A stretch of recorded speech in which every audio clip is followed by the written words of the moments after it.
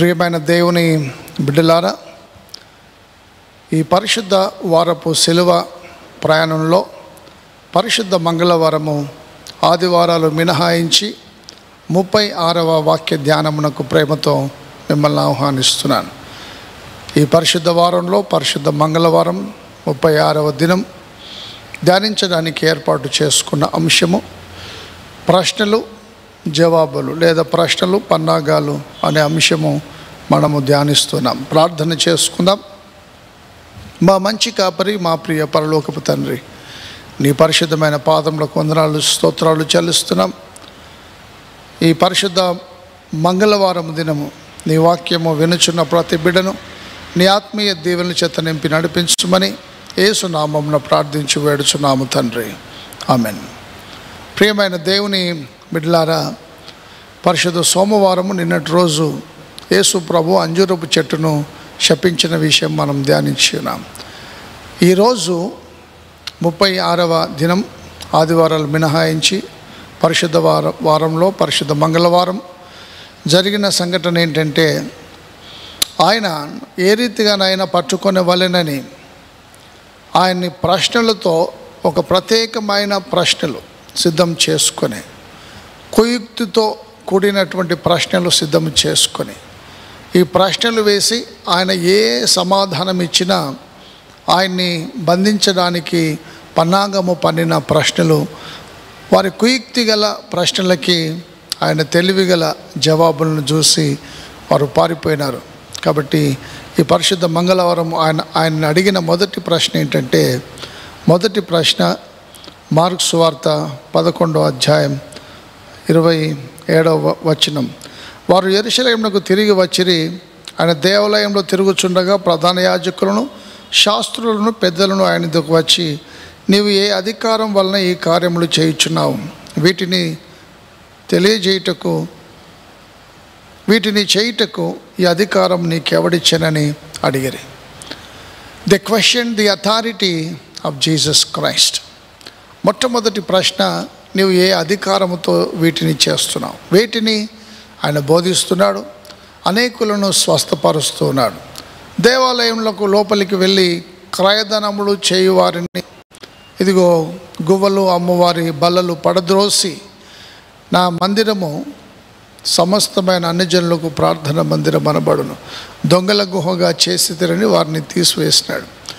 ఏ అధికారం వలన నీ పరిచర్య జరిగిస్తున్నావు, ఈ స్వస్థతలు చేస్తున్నావు, దేవాలయాన్ని శుద్ధి చేస్తున్నావు? ఇది ఆయన అడుగుతున్నారు. ఏ అధికారము వలన అంటే, ప్రభువు ఇచ్చిన ప్రశ్నకి ఆయన ఇచ్చిన ప్రత్యుత్తరము నేను మీ ముందు ఉంచుచున్నాను.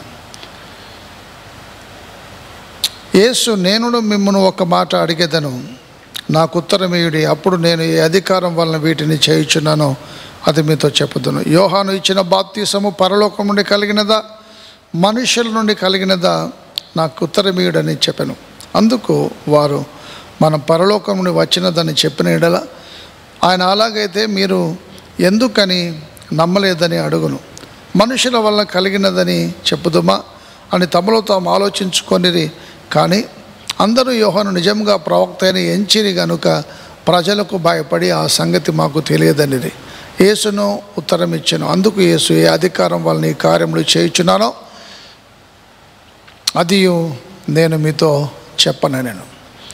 యోహాను ఇచ్చిన బాప్తీసం పరలోకం నుండి కలిగినదా, మనుషుల వల్ల కలిగినదా?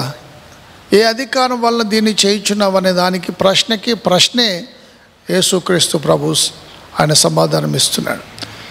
యోహాను ఇచ్చిన బాప్తీసం మనుషుల వల్ల కలిగినదైతే ప్రజలు ఆయన ప్రవక్త నమ్మినారు కాబట్టి ప్రజలకు భయపడ్డారు. లేదా పరలోకం నుండి కలిగినదని చెబుదుమా?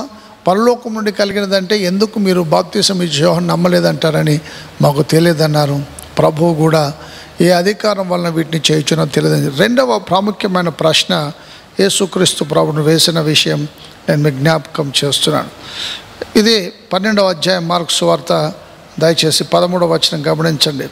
వారు మాటలలో ఆయనను చిక్కుపరచవలనని పరిసయ్యులను, హేరోదీయులను కొందరు ఆయన ఎదుకు పంపిరి. వారు వచ్చి, బోధకుడా, నీవు సత్యవంతుడవు, ఎవరిని లక్ష్య పెట్టని వాడవని మేము ఎరుగుదము. నీవు మోమాటం లేని వాడమై దేవుని వాక్యము సత్యముగా బోధించువాడు. కైసరుకు పన్నిచ్చుట న్యాయమా కాదా? ఇచ్చదమా ఇయ్యకుందుమా అని అడిగిరి. దేవుని ప్రియమైన బిడ్డలారా, ఆయనని నువ్వు మోమాటం లేనివాడు, నువ్వు ఎవరికి భయపడవని ఆయన ముఖస్తుతి చేస్తున్నాడు. దేవుడు వారి ఆంతర్యాన్ని ఎరిగి ఆయన చెప్తున్నాడు, కైసరికి ఇవ్వండి, దేవునివి దేవునికి ఇవ్వండి. దేవునికి ఇవ్వండి, కైసరికి ఇవ్వకూడదని ప్రభు ఒకవేళ చెప్తే రోమా సామ్రాజ్యానికి వ్యతిరేకంగా పన్ను కట్టకుండా బోధకుడు చేస్తున్నాడని ఆయన చెప్పడానికి అరెస్ట్ చేసేవారు. లేదా కైసరికి ఇవ్వండి అని చెప్పగా యూదుల్ని ప్రేరేపించి ఇదిగో దేవునికి ఇవ్వకూడదని బోధకుడు బోధిస్తున్నాడు. ఏ జవాబు ఇచ్చినా ఆయన తప్పకుండా పట్టుకుంటారు.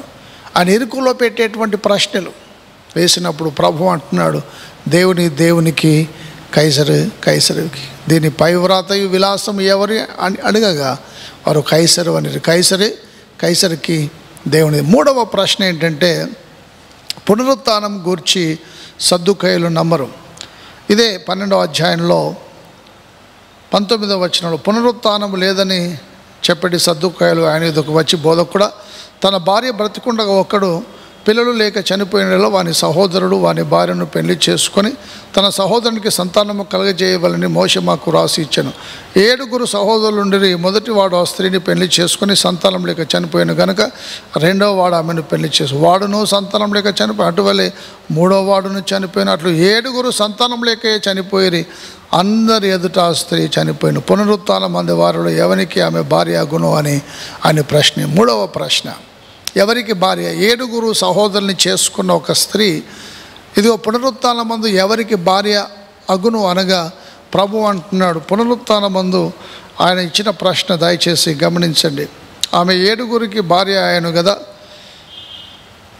అని అడిగాను. అందుకు యేసు, మీరు లేఖనములను కానీ దేవుని శక్తిని కానీ ఎరుగక పొరపాటు వలననే పొరబడుచున్నారు, ఎరుగక పోవుట వలనే పొరబడుచున్నారు. వారు మృతుల నుండి లేచినప్పుడు పెళ్లి చేసుకొనరు, పెళ్లికి ఇయ్యబడును కానీ పరలోకమందున్న దూతల వలె నుందురు అని ఆయన ఉత్తరం ఇచ్చినాడు. దేవుని ప్రియమైన బిడ్డలారా, మనం పునరుత్థానాన్ని నమ్ముతున్నాం. సద్దుకాయులు పునరుత్థానం నంబరు. ఆయన ఏదో రీతిగా చిక్కుల పెట్టాలని 3వ ప్రశ్నకి పునరుత్థానమందు పెళ్లికి ఇవ్వరు, పెళ్లి చేసుకొనరు. ఇది ప్రభు సమాధానం. 4వ ప్రాముఖ్యమైన ప్రశ్న ఏంటంటే ఆజ్ఞలలో ప్రధానమైనది ఏది అని ఆయన అడిగినారు.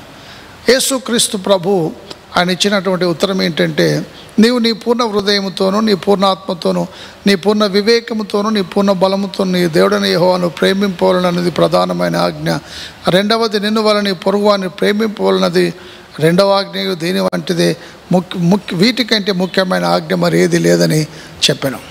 10 ఆజ్ఞలు ఈ 2 ఆజ్ఞల్లోనే ఇమిడింపబడి ఉన్నావు. నీ దేవుడైన యెహోవాను పూర్ణ హృదయముతో, పూర్ణ శక్తితో, పూర్ణ బలముతో సేవించినట్లయితే 10 ఆజ్ఞల్లో మొదటి 4 ఆజ్ఞలు అందులోనే ఉన్నాయి.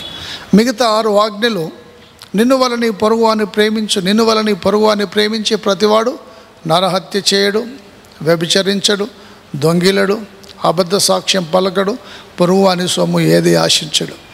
పొరుగువాన్ని ప్రేమించేవాడు తల్లిదండ్రులను తప్పకుండా సన్మానిస్తాడు. 5వ ఆజ్ఞ. ధర్మశాస్త్రం అంతా 10 ఆజ్ఞలు 2 ఆజ్ఞల్లోనే ఇమిడించి చెప్పిన మాటను బట్టి ఎవడునూ ఆయనను ఏ ప్రశ్నయో అడగ తెగింపలేదు అని బైబిల్ గ్రంథంలో రాయబడి ఉంది. ఈ 4 ప్రశ్నలు నీవు ఏ అధికారం వలన వీటిని చేయుచున్నావు? కైసరుకు పన్నిచ్చేదమా ఇవ్వకుందుమా? పునరుత్థానమందు 7 సహోదరులను చేసుకొని వారు చనిపోయిన, సంతానం లేక వారు చనిపోయినారు. ఈ స్త్రీ చనిపోయింది. పునరుత్థానమందు ఆమె ఎవరికి భార్య అనేది ఆజ్ఞల్లో ప్రధానమైన ఆజ్ఞ ఏది అని చివరి ప్రశ్న ఆయన వేసినప్పుడు వారి కుయుక్తి గల ప్రశ్నలకి యేసు ప్రభు యుక్తి గల సమాధానం బట్టి బైబిల్ గ్రంథంలో ఎవడను ఆయనను ఇక ఏ ప్రశ్నయు అడగ తెగింపలేదు అని వాక్యమందు వ్రాయబడి ఉంది. దేవుని ప్రియమైన బిడ్డలారా, మానవునికి జ్ఞానం ఇచ్చిన వాడే ఆయన. దేవుని వెర్రితనము మనుష్య జ్ఞానము కంటే జ్ఞానము గలది. దేవుని బలహీనత మనుష్య బలము కంటే బలమైంది. ఆయన వెర్రితనమే మన జ్ఞానమునకు మించినటువంటిది. ఆయన అనంతమైన జ్ఞాని. ఆమ్నిషియన్స్ అంటే గాడ్ నోస్ ఎవ్రీథింగ్. నీ హృదయంలో నీవు అనుకున్నాక ముందే నీవేమి తలస్తావో ఏ సమయమందు అది పసిగట్టేటువంటి దేవుడు. అంతరంగమందు మనము తలంచే ప్రతి తలంపు ఆయన ఎరిగి ఉన్నటువంటి దేవుడు. కాబట్టి ఆ అత్యంత జ్ఞానవంతుడైనటువంటి సర్వజ్ఞాని అయినటువంటి దేవుణ్ణి ఎవడునూ ఏ ప్రశ్నయో అడగ తెగింపలేదు అని వాక్యమందు వ్రాయబడి ఉంది. ఈ పరిశుద్ధ మంగళవారము 36వ శిలువ ధ్యానము. ఈ పరిశుద్ధ వారంలో మరి మానవుని జ్ఞానము ఆయన్ని దేవుని జ్ఞానముతో తట్టుకోలేము. కాబట్టి వారందరూ ముఖాలు తెల్లపరుచుకొని ఆయన విడిచి వెళ్ళిపోయినారు. దేవుని ప్రియమైన బిడ్డలారా, మనం కూడా అనేకమైన ప్రశ్నలతో సతమతము కాకుండా ఆయన నమ్మి ఆయన వెంబడించుటకు త్రియేక దేవుడు మనకు తోడైండి నడిపించును గాక. ప్రార్థన చేసుకుందాం. మా మంచి కాపరి, మా ప్రియ పరలోకపు తండ్రి, విత్తబడ్డ వాక్యం బట్టి నీకు స్తోత్రములు.